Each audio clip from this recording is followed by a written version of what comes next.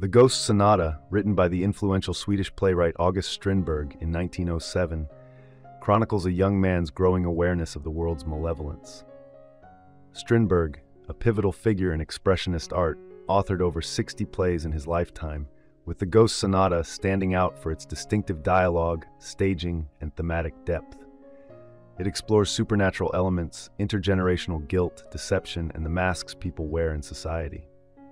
Presented as a one-act play in 3 scenes, the Ghost Sonata qualifies as a chamber play due to its intimate setting and limited cast, characteristic of early 20th century theatrical forms, possibly influenced by mounting global political tensions. The narrative unfolds in Stockholm, Sweden, where Mr. Arkenholtz, a young and idealistic student, finds himself fascinated by the opulence of a grand building and its inhabitants, notably the colonel's daughter, whom he admires from afar. Arkenholtz, a compassionate soul, initially appears on stage in a disheveled state, having just participated in a rescue effort at a collapsed building. His encounter with director Jacob Hummel, an elderly man in a wheelchair, reveals a complex interconnection. Hummel recognizes Arkenholtz as the son of a former business partner from whom he has taken significant funds. Arkenholtz, embarrassed by his family's financial downfall, confronts Hummel, but later reconciles, realizing his outburst was misplaced. Hummel, seeking access to the building where the colonel resides, offers Arkenholtz a potential job opportunity through this connection. Meanwhile, Arkenholtz converses with the milkmaid, who intriguingly turns out to be a ghost. Hummel is astonished by this revelation, deducing that Arkenholtz possesses the ability to perceive ghosts, labeling him a Sunday child. Subsequently, Hummel orchestrates for Arkenholtz to attend the opera, where he will be seated near one of the prominent families residing in the luxurious building. This event unfolds off-stage. The subsequent scenes occur within the confines of the building. Drawing a parallel to Virgil guiding Dante through hell in the Inferno, Hummel leads Arkenholtz on a tour of the house. Arkenholtz discovers that the upper-class residents occupy the top floor, the middle class reside on the first floor, and the lower classes inhabit the basement. Despite the respectable appearance from the outside, the interior of the house is steeped in misery, with impoverished individuals outside pleading to be let in. Connections among the residents are intertwined through acts of deceit. For instance, the colonel, residing on the top floor, once seduced the attractive wife of the superintendent, who now lives in the basement.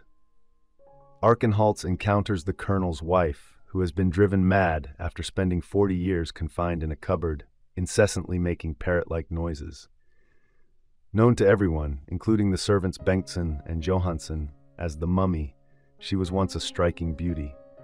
Hummel insists on confronting the colonel, leading to a shocking revelation for him upon seeing the degraded state of the colonel's wife, whom he remembers as a beautiful woman. She queries his return to the house, to which he responds it is for the colonel's daughter. When the colonel finally appears, Hummel, accustomed to causing upheaval in lives, proceeds to dismantle the colonel's reputation and family honor. Defenseless against the accusations, the colonel confesses to his affair with the superintendent's wife. A dinner is arranged to which Arkenholtz is invited. Hummel asserts that he brought Arkenholtz into the house to seek justice for the colonel's daughter, who has been battling depression. Hummel believes that Arkenholtz's youthful vigor can rejuvenate her, even suggesting that if they were to marry, he wouldn't object. The colonel's daughter is deeply afflicted by depression and harbors a desire for death. Hummel places blame for her sorrow on the assembled company at the table, aiming to awaken the younger generation to the world's present evils and urge them towards a brighter future. Despite his purported benevolence, Hummel himself is far from innocent. This truth is exposed when the colonel's wife accuses him of attempting to seduce her. Adding to the accusations, Bengtsson discloses that Hummel had once murdered a woman, identified as the milkmaid whose ghost Arkenholtz had encountered. The colonel's wife further claims Hummel's perverse intentions towards her daughter, a revelation made all the more disturbing as the colonel's daughter is actually his own child. Confronted with these undeniable crimes, Hummel collapses in guilt, writhing on the floor. He crawls towards the cupboard where the colonel's wife had been confined, mimicking the parrot noises she made, before being shrouded in a metaphorical death screen. Meanwhile, Archenholz finds himself falling in love with the colonel's daughter. Despite her diminished zest for life, spending much of her time playing melancholic tunes on the harp, Archenholz desires to rescue her from the house's corruption, hoping she can find happiness elsewhere. However, she refuses, convinced of her inevitable fate of misery and death. Archenholz gradually realizes that the grand building he once admired from afar is akin to a form of hell. Its residents, to atone for their sins, must endure suffering and ultimately face death. Even the innocent, such as the milkmaid and the colonel's daughter, are punished due to the misdeeds of others. The play reaches its somber conclusion with the death of the colonel's daughter.